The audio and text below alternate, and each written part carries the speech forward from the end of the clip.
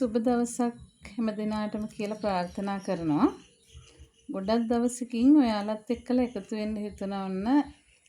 අද මම ඔයාලව පුංචි ට්‍රිප් එකක් එක්කගෙන යන්නයි හදන්නේ. ඉතින් මගේ චූටි පුතාගේ හොඳම යාළුවා හෂාන් පුතා හැපි ෆැමිලි ටුවර් කියලා විනෝදචාරිකා සංවිධානය කරන ලස්සන වැඩක් පටන් අරන්. ඉතින් ඉස්සෙල්ලාම ඔන්න එයාගෙත් එක්කලා මාත් යන්න ලෑස්ති වුණා.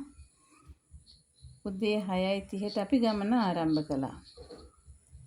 වාහනේට නැග්ග ගමන්ම උදේ කෑම එක අපි අතට දුන්නා. ඉතින් ඊට පස්සේ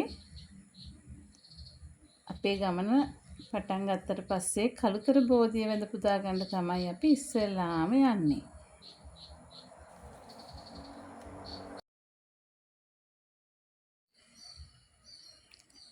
ඉතින් කළුතර බෝධිය වැඳ පුදාගෙන එතනින් අපි මාදුගඟේ සෆාරි එක පටන් ගන්නයි හදන්නේ.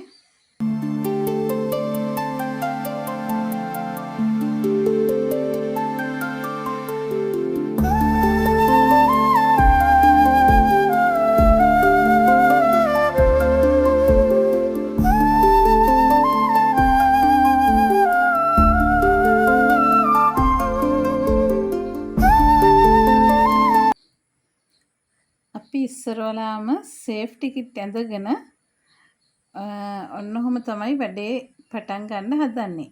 මොකද මේ සේෆ්ටි කිට් අඳින එක මේ වගේ වතුරේ ගමන් කරනකොට හරිම වැදගත් දෙයක්. හදිසියෙ කරදරයක් වුණත් අනතුරක් වුණත් අපිට සේෆ්ටි කිට් අඳින එක හරිම වැදගත් කියලා කිව්වා. ඉතින් ඊට පස්සේ දූපත් 64ක් තියෙන මාදුගඟේ පැය 2කමාරක ලස්සන විඳින්න ඔන්න අපි ලෑස්ති. මේ මාදුගඟ අභය භූමියක් කියලා හඳුන්වන්න පුළුවන්.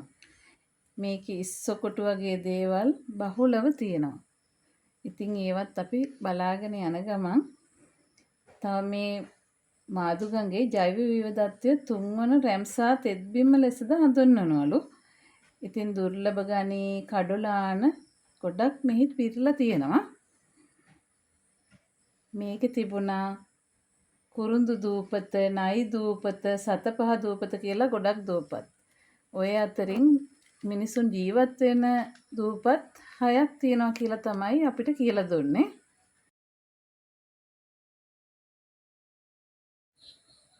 අපි ඉස්සෙල්ලාම ෆිෂ් තෙරපි කරන තැනට තමයි යන්නේ. ඒක නම් ඉතින් හරි අපූර්ව අත්දැකීමක්. මට එදා දවසේ කැමැතිම තැන මෙතන කියන්න පුළුවන්. ඉතින් පුංචි මාළුවෝ කකුල් වට කරගත්තා. හැමෝම එතනදී හරිම සතුටින් තමයි ඉතින් මේ මොහොත ගත කෙරුවේ. එක්කෙනෙකුගෙන් රුපියල් 300ක් 350ක් වගේ ගාණක් විනාඩි 15කට මෙතෙන්දී අය කරා. හැබැයි ඒ වුණාට අපේ ගියේ හැමෝම හරිම ආසාවෙන් ඒකට සම්බන්ධ වුණා. ඊට පස්සේ අපි යන්නේ කුරුඳු දූපතට. ඉතින් මේ ගමනේදී ගොඩ බැහැපු දූපත් 2ක් තිබුණා.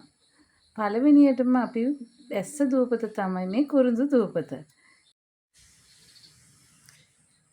මෙතනදී කුරුඳු ආශ්‍රිත නිෂ්පාදන ගැන මෙතන ඉන්න මෙන්න මේ මල්ලි අපිට ගොඩාක් හොඳ පැහැදිලි කිරීමක් කරලා දුන්නා. ඉතින් රස කුරුඳු තේකුත් බීලා අපි එතනින් පිටත් වුණා. ඔන්න ඊට පස්සේ අපි ගියේ කොද්දුව රජමහා විහාරෙට. මෙතන තමයි දළදා වංශේ මුලින්ම සංගවලා තියෙන්නේ කියලා තමයි සඳහන් වෙලා තියෙන්නේ. ඊට පස්සේ ඔන්න ඉතින් වතුරේ ගිය පැය 2කමාරක ගමන ඉවර වෙලා අපි ගොඩබිමට ආවා. එතනින් දවල් කෑම කාලා හැම ආයෙම ආර්යපාල වෙස්මුණු ප්‍රදර්ශනාගාරය බලන්න ගියා. එතනින් කැස්බෑව සංරක්ෂණය කරන තැනට ආවා. ඒකත් හරිම ලස්සන තැනක්. ඊට පස්සේ අපි ආවේ හවස තේ බොන්න. ඉතින් රසම රස ආප්ප ලුණු මිරිස් එක්කලා ඉඟුරු තේ එකක් රස විඳලා ඔන්න අපි ආපහු ඔරුවෙල්ල බීච් එක බලන්න ගියා. ඉතින් ඊට පස්සේ එතනින් අපි අපේ ගමන අවසන් කරන්න පිටත් වුණා. ඉතින් සින්දු කියලා, hina වෙලා සතුට පිරුණු ලස්සන දවසක් ඉවර වෙලා අපි හැමෝම සතුටෙන් සුන්දර මතක ගොඩාක් එක්කලා ගෙදර ආවා.